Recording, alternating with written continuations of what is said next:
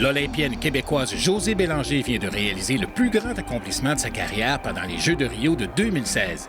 Nous avons eu la chance de rencontrer l'attaquante de 30 ans pendant son bref passage à Montréal chez Café Barista, dans le quartier Huntsic. Josée, comment se passe ton retour de Rio? Est-ce que tu t'es remis de tes émotions? Je pense que c'est difficile de retomber à la normale, donc après avoir vécu toutes ces émotions-là avec cette médaille de bronze. Par contre, c'est agréable d'être de retour, de pouvoir partager mon parcours, mon histoire avec mes proches, ma famille, de partager cette médaille-là avec tous ceux qui ont contribué de près ou de loin. Donc, un séjour occupé avant de retourner à Orlando pour terminer ma saison professionnelle, mais également ressourçant. Quels sont tes plus beaux souvenirs à Rio? Je dirais que ce qui a été agréable, c'était de pouvoir vivre l'expérience au village olympique les 2 premiers jours qu'on est arrivé avant de débuter notre tournoi. Pour le soccer, on était dans différents stades à l'extérieur de Rio.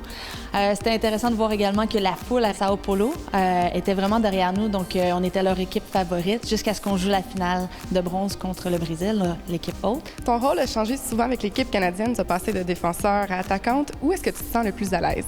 Je pense que jusqu'à un certain point, je suis plus à l'aise dans le rôle de défense. Je pense que maintenant, j'ai beaucoup de fierté à arrêter les attaques adverses et puis de relancer nos attaques à nous. Donc, je pense que c'est un rôle qui me plaît. Comment est ta relation avec John Herdman?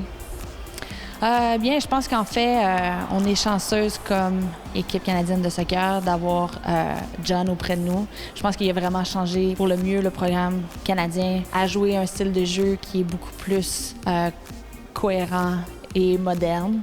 Et ça nous amène à vraiment être structuré, organisé, adaptable. Donc, je pense qu'on se sent confiant dans nos moyens. On sent qu'on a davantage d'outils pour affronter les meilleures équipes au monde maintenant. Justement, aujourd'hui, je voyais sur Internet que le Canada est maintenant classé 4e au monde, qui est le meilleur classement ever pour l'équipe canadienne de soccer féminine.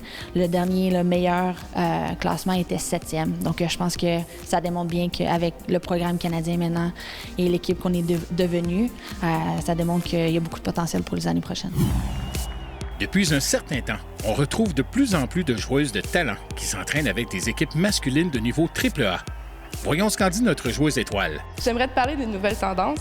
Il y a de plus en plus de joueuses élites qui vont s'entraîner avec des garçons. Qu'est-ce que tu en penses? Je dirais que l'avantage de s'entraîner avec des garçons est la composante physique. Donc, on est un peu plus challengé au niveau de la vitesse, notre vitesse de course, mais notre vitesse d'enchaînement technique, etc. Si on en est rendu là, c'est selon moi, c'est parce qu'il manque de structure au niveau féminin.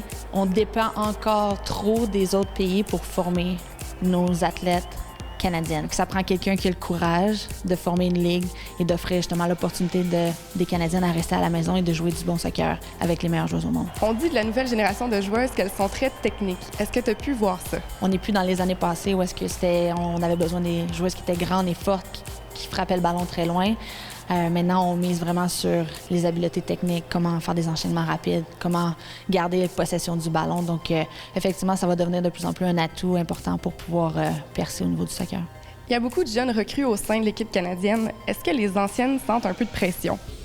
Non, pas du tout. En fait, je dirais que c'est un heureux mélange. Donc, les anciennes, ils ont l'expérience, ils ont vécu déjà des grands événements. Pour plusieurs, c'était leurs 2e Olympiques, 2e médaille de bronze. Les jeunes regardent encore avec des grands yeux, les plus vieilles, tandis que nous, on se laisse inspirer par leur motivation, par leur fougue sur le terrain. Chacun amène un côté positif à l'autre.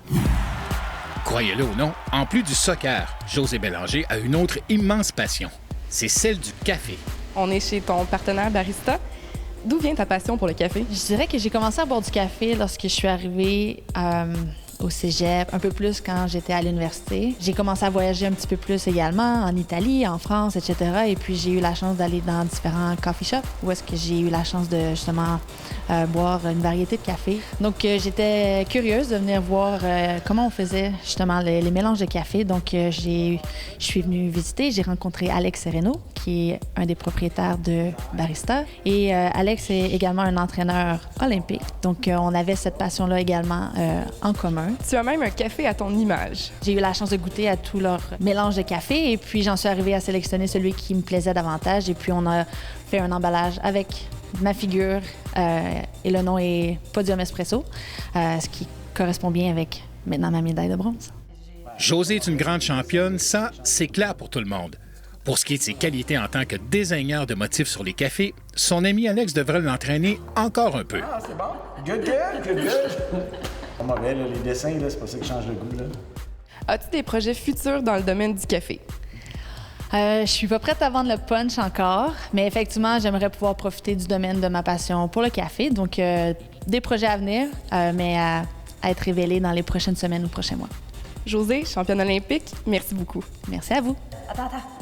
Regarde ça. Et voilà, Ah, sérieux? les Olympiques du café. OK, ça, là, c'est mieux qu'un petit cœur.